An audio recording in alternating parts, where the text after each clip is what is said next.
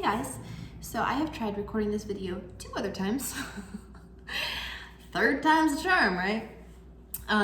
First of all, excuse the glare on my glasses. The lighting was kind of dim, so I put a lamp like right behind the phone. Maybe the message in all of this is, Anne, stop talking as much and just get to the point.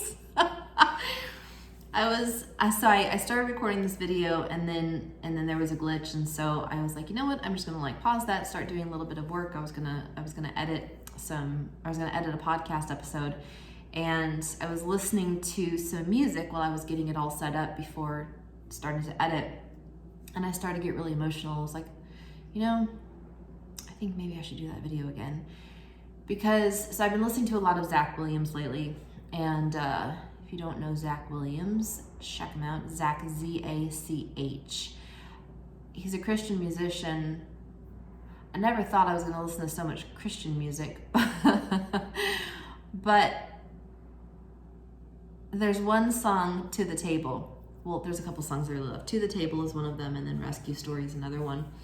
And, you know, I never really understood like what it meant to be saved by Jesus. You know, I feel like there's a lot of terminology in the Christian world that is very like it turns people off, right? And I was one of those people. I mean, it is no secret that I did not want to be like a Jesus loving woman at all. You know, I wrote in one of my blog that I wrote yesterday, Common Misconceptions About Christianity.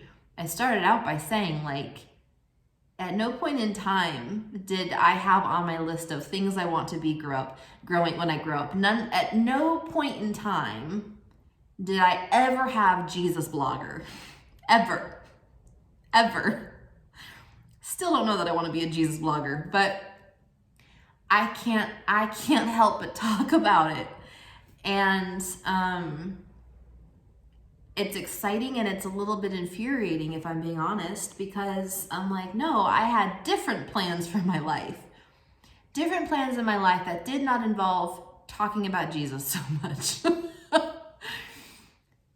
But the song To the Table, as I was listening to it and like getting teary, you know, it's really about no matter what your path has looked like up until now, there's always a seat at the table. There's always like Jesus never turns anyone away who genuinely wants to show up and have a relationship with him. And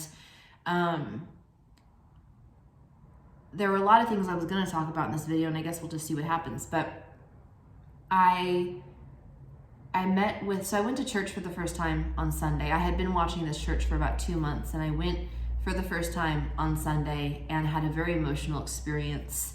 You know, I grew up in the church. My dad was my minister, and so that's really the only experience that I had in church was that versus words. Aside from, not verses. Aside from going to like Unity churches and other New Thought churches, but as far as like a Christian church, that was the only experience that I had. And so, you know, there are a lot of Christians who don't understand what the path or what the New Age world is really like, and what it feels like once you leave that. Okay, words, like, I don't know what is happening with my words today. Losing it too, though, right? Like, it's this weird world to be in. To leave New Age spirituality.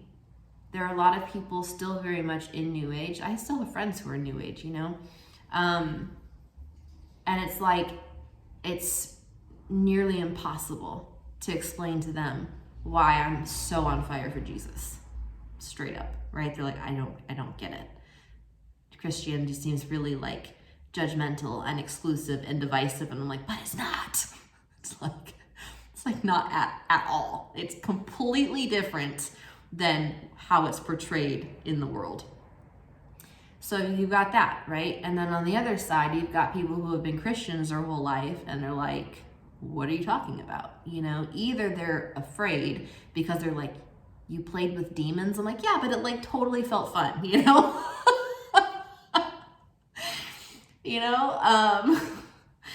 So it's like, so you're in this weird spot where it's like you don't really feel like you fit into either world.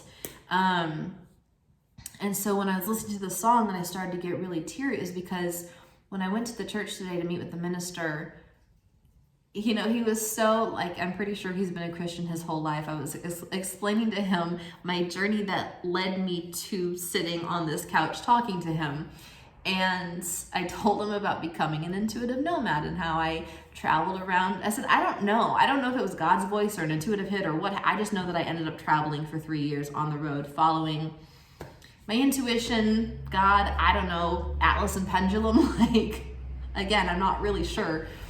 But he was like, yeah, see, there's a lot of people who like don't know what that is. And I was like, yeah, I know. And he's like, you say to me intuitive hit. And I'm like, oh, that sounds kind of cool, you know? So he's like, but I have no clue what you're talking about, you know? It's like, because for Christians, it's like the Holy Spirit or nothing, you know? So anyway, so there's been this fear of, will I be an outcast? Will I be, if I choose to join this church and to be involved in the community, will I have to hide the pieces of my life that made me me? You know, the pieces of my life that like, that helped me to have such a unique perspective in this world. And so listening to the song, it's just like, you know, Jesus doesn't care. Like, Jesus doesn't care what your life looked like before that. You know, that there's always, like, there is no exclusion. There is no being left out, but you have to make that choice. And that's what he and I were talking about today too. I said, you know, I hear from a lot of people like, oh, you know, Christianity is so exclusive and divisive. And I was like, it's really not. It's really not. But again, like, we all have free will. We can all choose not to. And we can all choose to.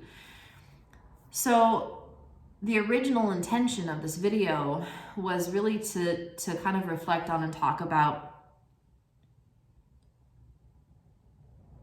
prayer.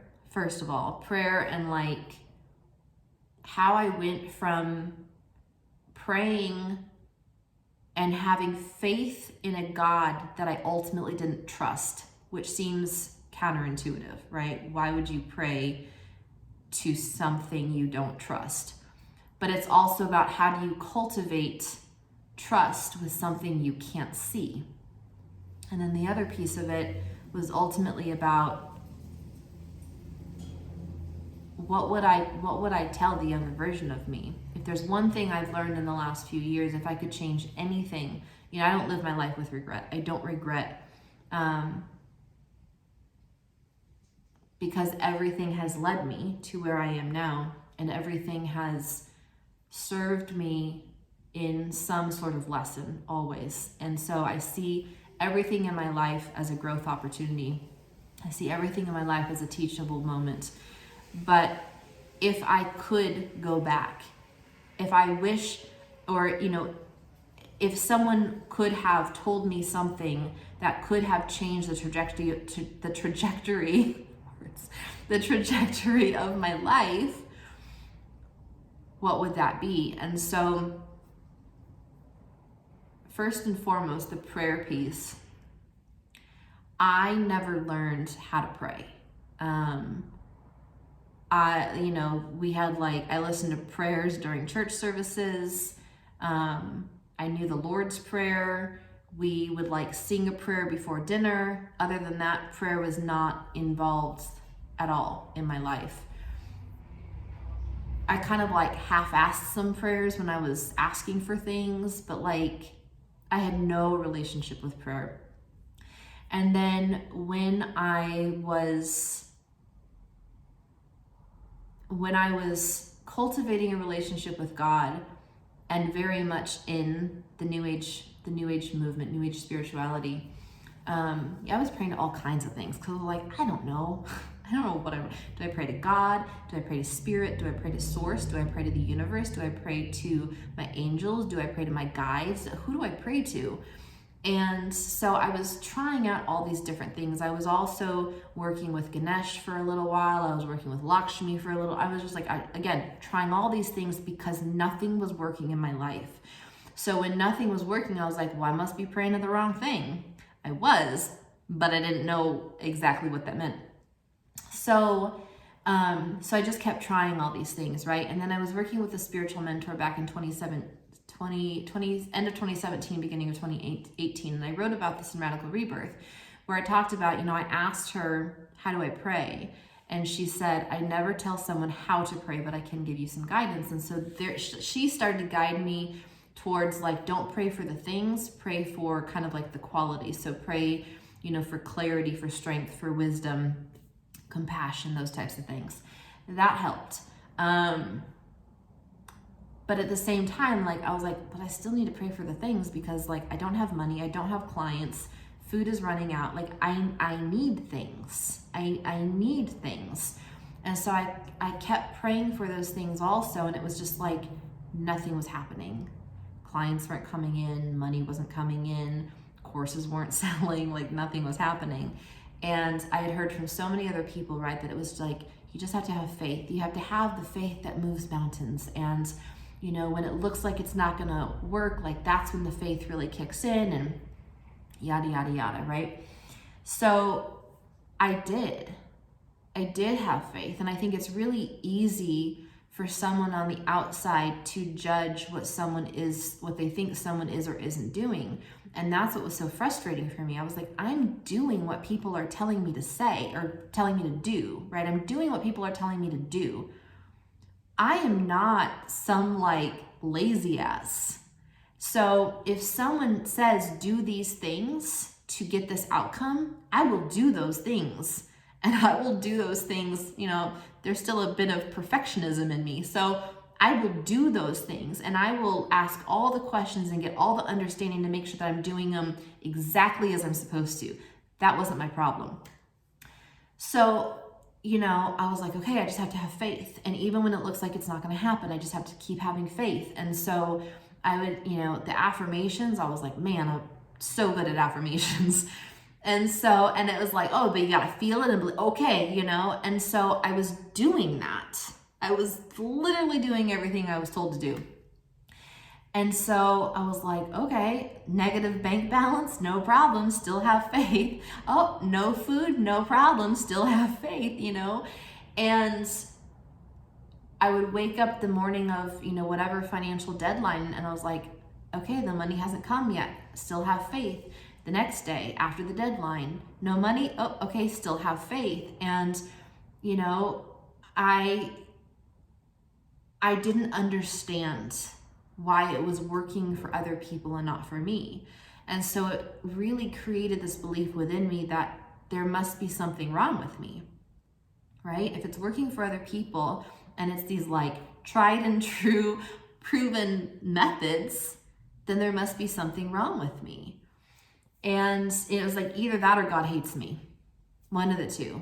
And I don't really want to believe that God hates me, so I guess I'm not good enough. I guess there's something wrong with me. And so I worked really hard on my relationship with God for the next few years. And there were lots of moments, which you will read about in the next 2 books that I'm still working on.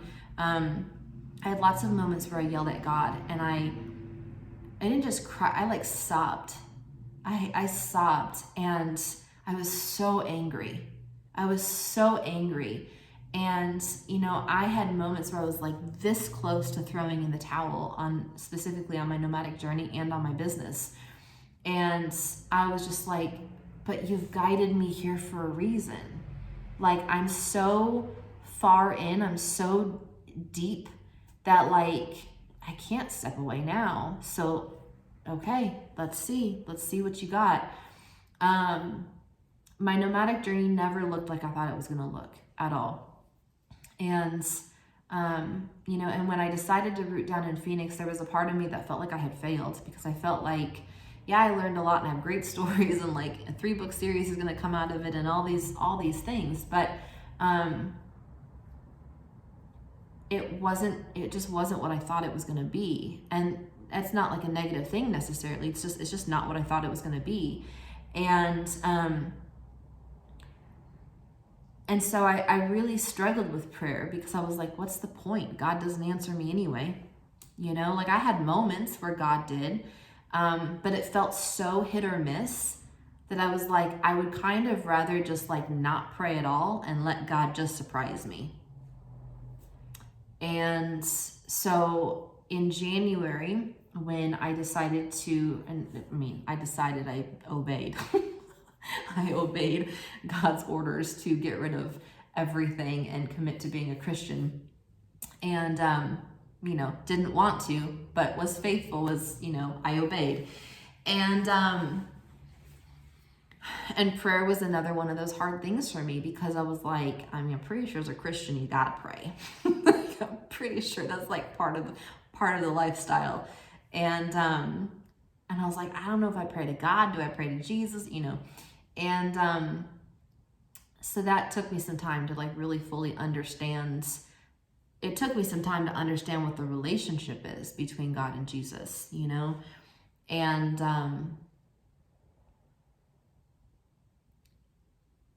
and so I was afraid to pray, because I was like, well, I've kind of been living this life for the last 4 years that God is, he doesn't really condone that. And so maybe God's mad at me. I already thought that God hated me. Now I have every reason to believe God hates me, like people tell me that God is like judgmental and punishing, and like, it's like, ooh, what is God gonna do in my life? And so I was just like, I don't know, let's just see what happens. And so I started praying, and part of it was, when I've talked about this in other, I almost said other episodes, other videos about, repenting for my sins and what that actually means. I don't go to God with this like heavy, shameful heart. I have true remorse. I have true remorse for things that I've done, and I was doing the best that I could. I legitimately believed that I was doing the right thing. So it wasn't intentional. And that's, I think, the hardest thing. People talk about like, oh, but my intention is pure. Yeah, so was mine. My intention was always from a place of love. It was always from a place of compassion. It was always from a place of whatever's of the highest good, and it doesn't matter. When you're playing with demons, it doesn't matter. They don't give a shit. They're like, oh, that's cute that that's your intention. We're going to do all these other things. So intention really doesn't matter, which that really was hard for me to accept. I was like, no, but my intention. And people are like, it doesn't matter. But that's where my remorse came in, right? Because I was like, I really believed that I was doing the right thing. And I was misled, and I don't blame anyone. I was misled, and I take responsibility for my journey.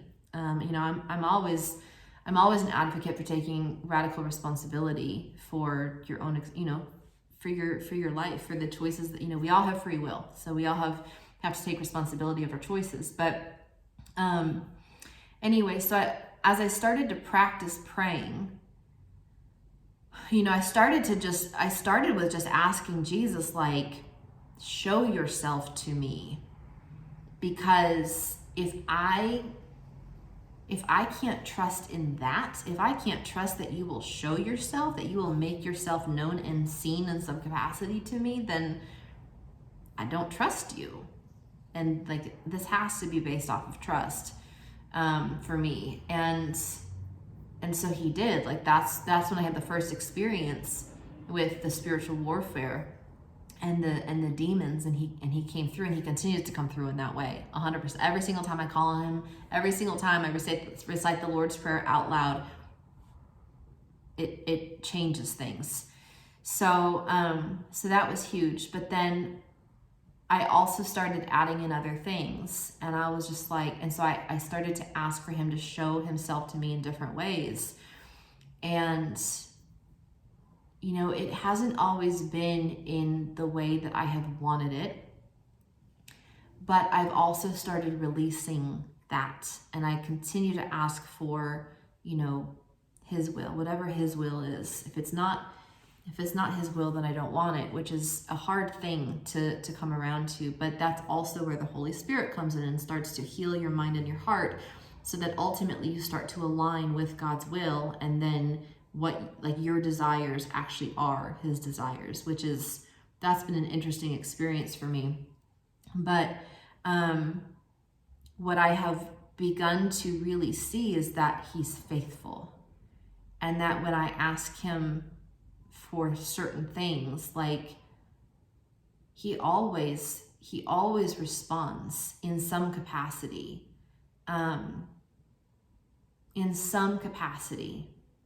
You know, it's like, it may not always be 100% of what I want or what I think I need, but he never leaves me hanging. And that has been one of the most powerful things for me, because for so long I was like, I guess God hates me.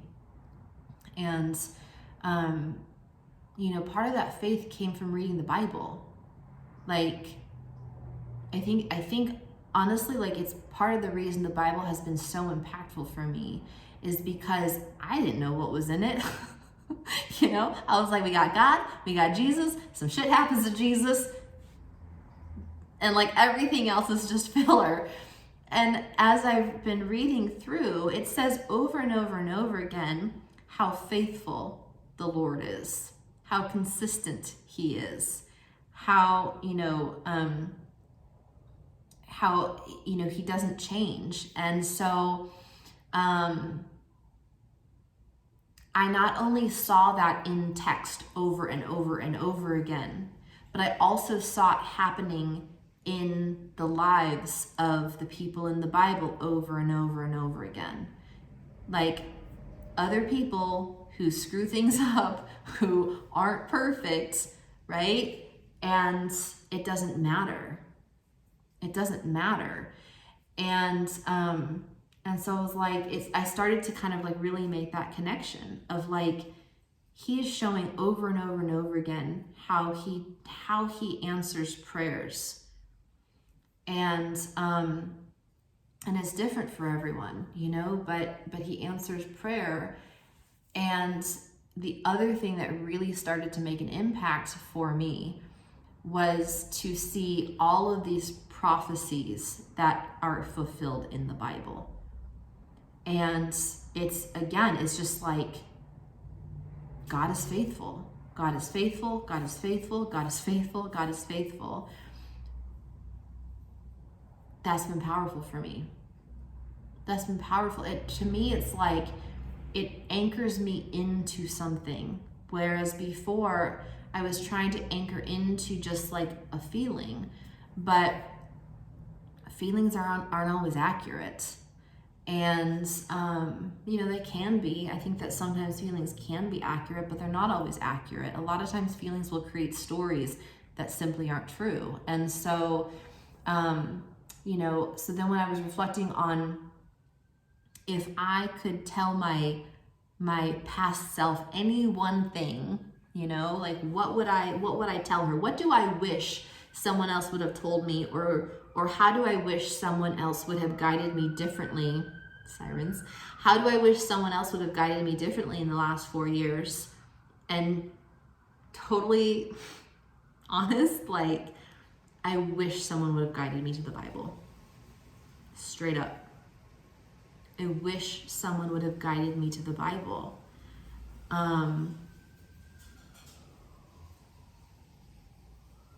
It's changed so much for me. And, you know, I was sharing with a friend, I think it was last week or about a week and a half ago. I said, you know, Jesus has done more for me. At that point, it was a month and a half. Jesus has done more for me in a month and a half than the rest of my spiritual journey did for me in the last 4 years. It's powerful, and you know, it's hard to explain to someone who hasn't experienced it, and it's such an easy journey to judge. I totally judged. I totally judged others for sure. I was like, that's fantastic that you love Jesus, but like, I'm good over here. But then I had to look at my life and I was like, am I really just like nailing it? No, I am not. And it's not to say that all of a sudden things just get easier. In fact, I think they get harder.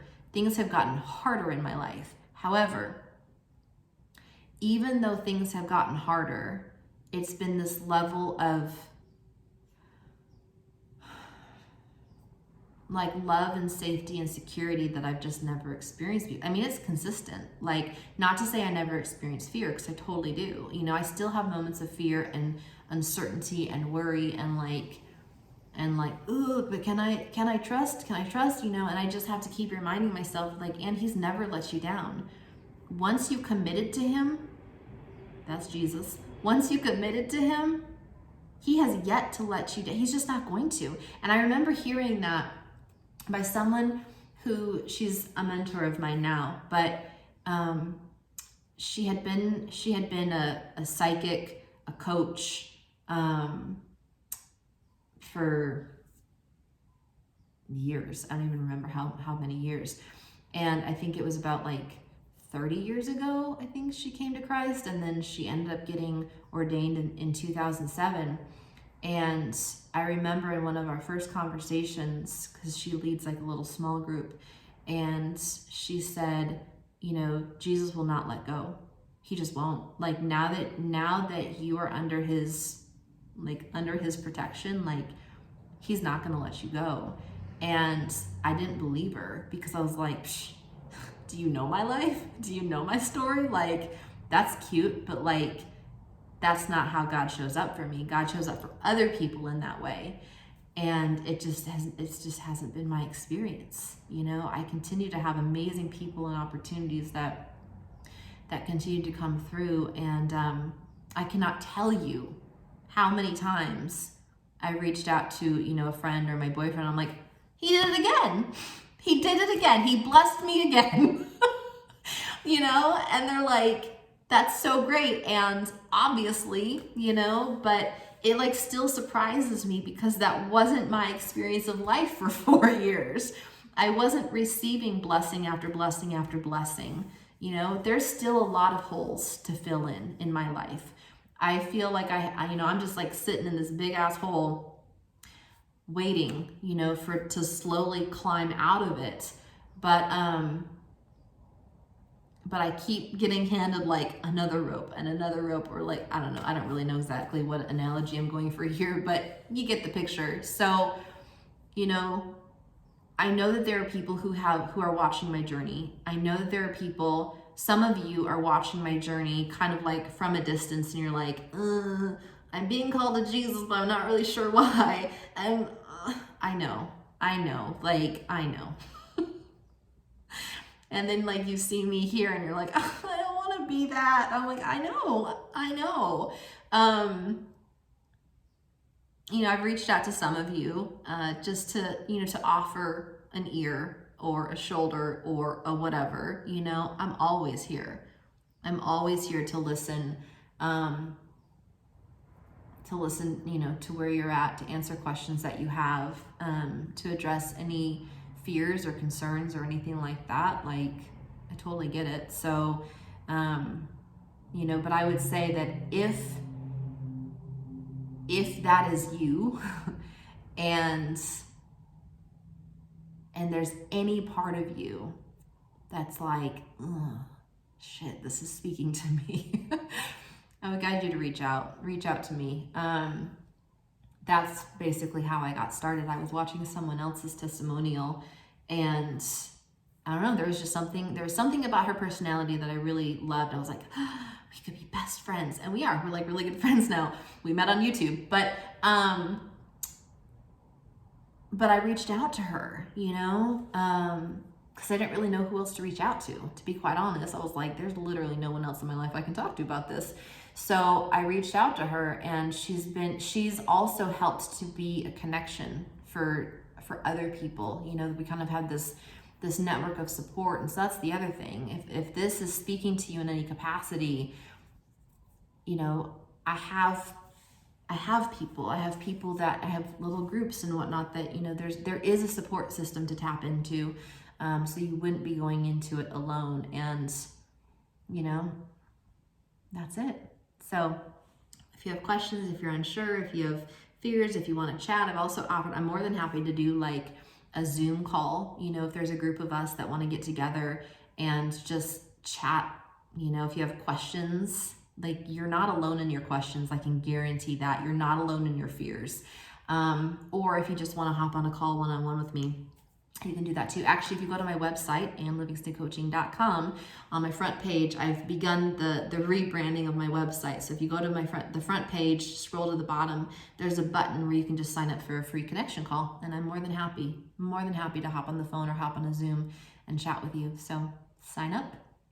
Other than that, have a great day. Talk to you later.